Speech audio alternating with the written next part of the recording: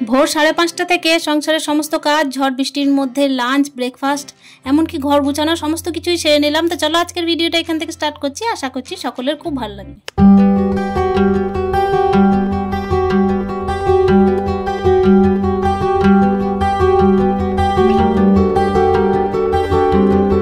তো hello everyone, good morning, welcome back to my channel. আশা করছি সকলেই খুব ভালো আছো। আর প্রত্যেক দিনের মতো ব্লগের শুরুতে বড়দের চরণে প্রণাম, আর ছোটদেরকে আমার অনেক অনেক ভালোবাসা।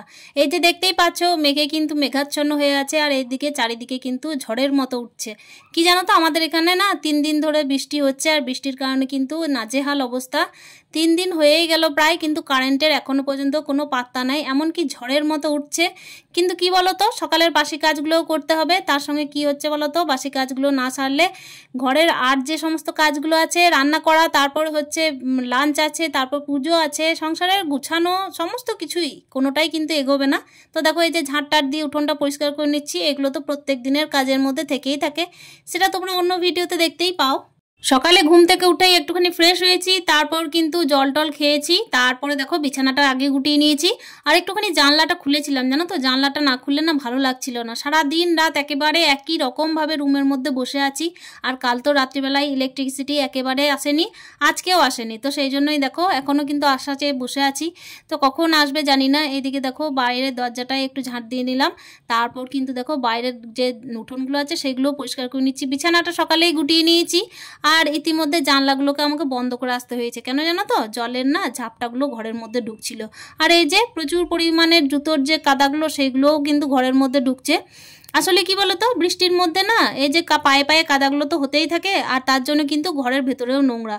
আর এই জন্যই কিন্তু আমি একেবারে জল টল দিয়েই ধুয়ে পরিষ্কার করছি, যেহেতু সকাল টাইমে আমাকে একবার ভিজতে হবেই হবে, তা না হলে ঘরটা পরিষ্কার হবে না।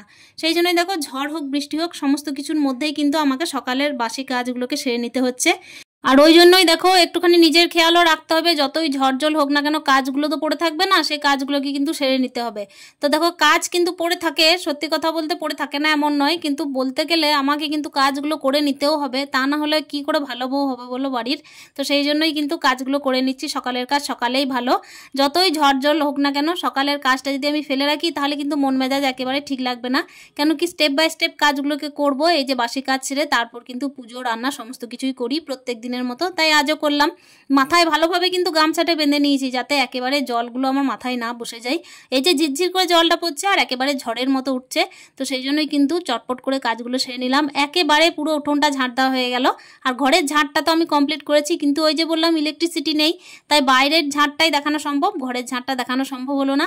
তো চলো, এদিকে আমার ঝাঁট দেওয়া কমপ্লিট। এরপর কিন্তু টুকটুক করে আরও যে সমস্ত কাজগুলো আছে সেগুলো সেরে নেওয়া যাক।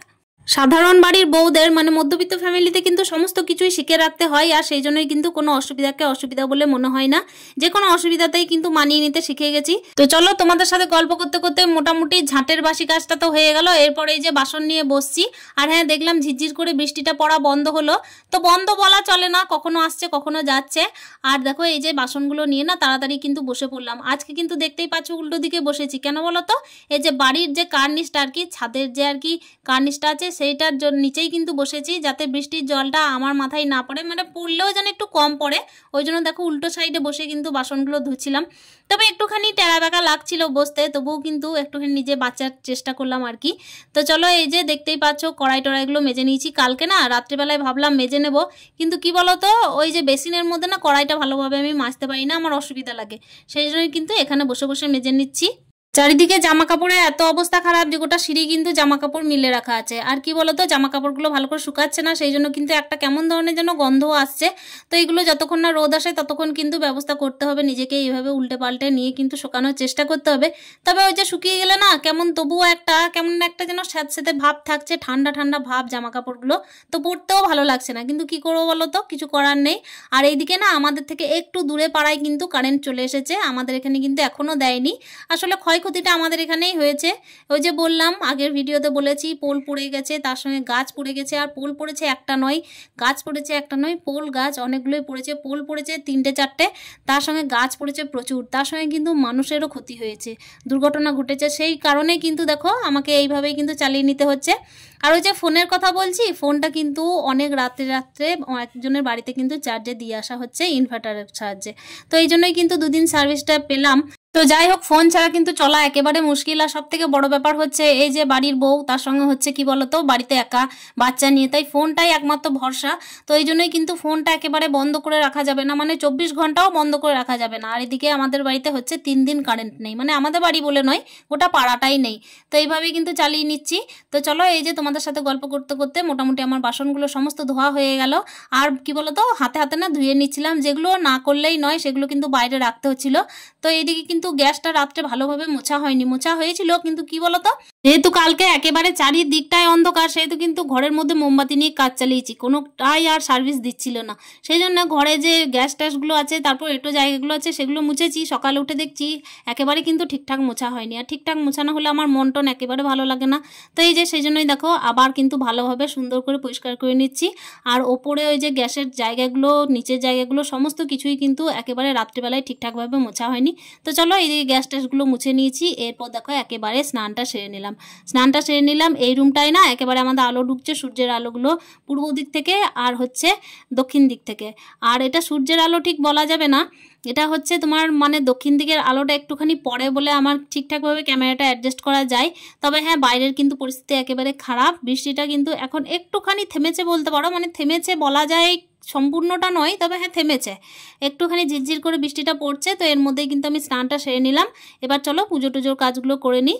তো এই যে বলতে বলতেই দেখো তোমাদের সাথে গল্প করতে করতে কখন যে বৃষ্টি আসছে কখন যে আসছে না সেটা বলা খুব মুশকিল। সেই আজকেও ছাতা নিয়েই আমাকে ফুল তুলতে হচ্ছে। আর এই যে দেখতেই পাচ্ছ গাছের পাতাগুলো কিভাবে নড়ছে, তাহলে বোঝাই যায় যে আজকে হচ্ছে 3 দিন, অথচ 3 দিন থেকে যদি এইভাবে অনবরত বৃষ্টি হতেই থাকে তাহলে কিন্তু ক্ষয়ক্ষতি তো হবেই হবে, তাই না? তো চলো, এদিকে কিন্তু এর মধ্যেই আমাকে কাজগুলো সেরে নিতে হবে।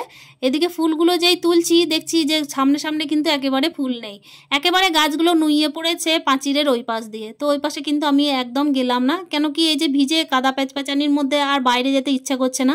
তো সামনেই যাই, এই 1-2টো ফুল পেয়েছি সেগুলোই নিয়ে কাজ চালালাম। আর অনবরত 3 দিন ধরে বৃষ্টি, তো ফুলগুলোও একবারে পচে যাচ্ছে। তবে হ্যাঁ, ঘরের বাইরে পাঁচিরের ওই পাশ দিয়ে যদি ফুলগুলো আনতাম তাহলে কিন্তু অনেকটাই পেতাম, যেরকম আগের দিন পেয়েছিলাম। তো ওই যে বললাম কাদা প্যাচপ্যাচানির মধ্যে বারবার যেতে ইচ্ছে করছে না। এখানে কিন্তু চটপট করে দেখো বাসনগুলো ধুয়ে নিচ্ছে, আর আমার গায়ে কিন্তু জল পড়ছে।